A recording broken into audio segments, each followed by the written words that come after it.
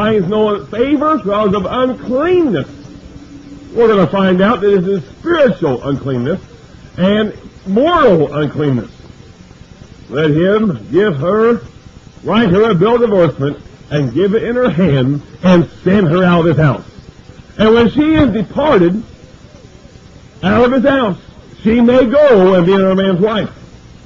See right there, Brother Jim, I can get remarried. The Bible says I may go out of my first husband's house and become another man's wife. Right there. It says it right there, Brother Jim. See, right there. All right. Let's look at the word may. The word may is used at least two ways I know of. It's either a permissive may, like yes, you may go to the restroom. You have my permission to do so. Or yes, you may go to Walmart. Or it's a happen chance may. Like it may happen, I walk out the door this afternoon, after service, on the way to my truck, I may fall over, break my neck, and end up in the hospital. It may happen. It'll happen chance. It may happen, right? So the word may here, it means one of those two, at least. Well, let's find out. If God gives us permission to do something, what happens as a result of us obeying what he says to do? Blessings, right? We are holy and blessed. But if we do something God's not permitted to allow us to do, we get cursed and become defiled, right? All right, let's go on. And if the latter husband hate her and write her a bill of divorcement and giveth it in her hand and sendeth her out of his house, or if the latter husband die which took her to be his wife, her former husband, her first husband, which sent her away, may not take her again to be his wife. After that she is defiled. For that is abomination before the Lord, and thou shalt not cause the land to sin, which the Lord thy God giveth thee for an inheritance. Here we find she divorced, becomes another man's wife, and her second husband is now dead or divorced from. She wants to go back to her first husband to be reconciled, and what does God say she can or cannot do? She can't go back to her first husband because she has been defiled by marrying two men at one time.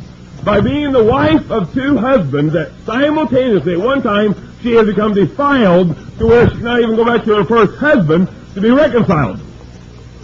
Now let me ask you, that word may there, was it God's permission? Did God allow this woman to defile herself? Does God ever allow anybody to defile themselves? No.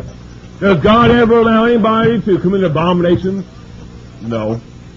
So obviously it was a happen chance. They given us a case scenario here of what this woman might do after her divorce. What the consequences that follow is that she is defiled and therefore cannot be reconciled to her first husband. And so we find here what Moses taught in a nutshell.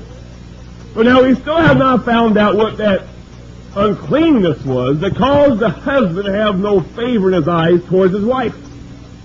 We need to find it out. Now remember, Christ said it was a fornication and hardness of heart.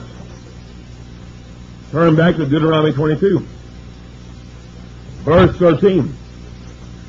If any man take a wife, notice here again, they are married. They are husband and wife, the two have become one flesh. And go in unto her and hate her. Oh, the word hatred's cropped up here. As in Deuteronomy 24, it says, find no favor in her eyes. There's your hardness of heart. Hatred is hardness of heart. Anybody disagree? I don't think so. And hatred is from a lack of forgiveness towards your spouse. If you love your spouse, forgive your spouse, you'll never hate your spouse. So he's taking a wife and goes in unto her and hates her. Now wait a minute, that's strange.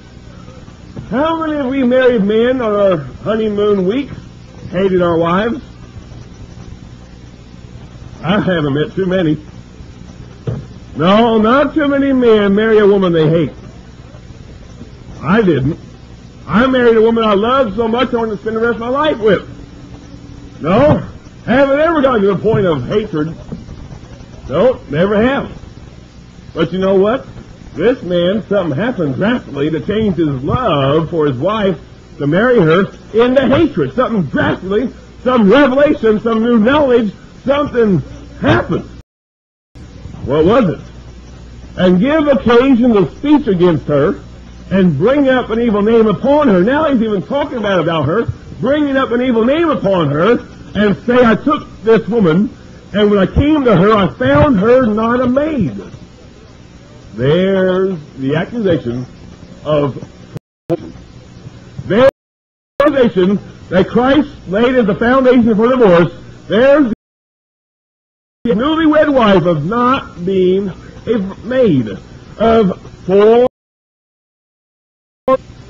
And then shall the father of the damsel and the mother and bring the damsel's virginity, and unto the elders of the city. The damsel's father shall say unto the elders. Now here, a legal accusation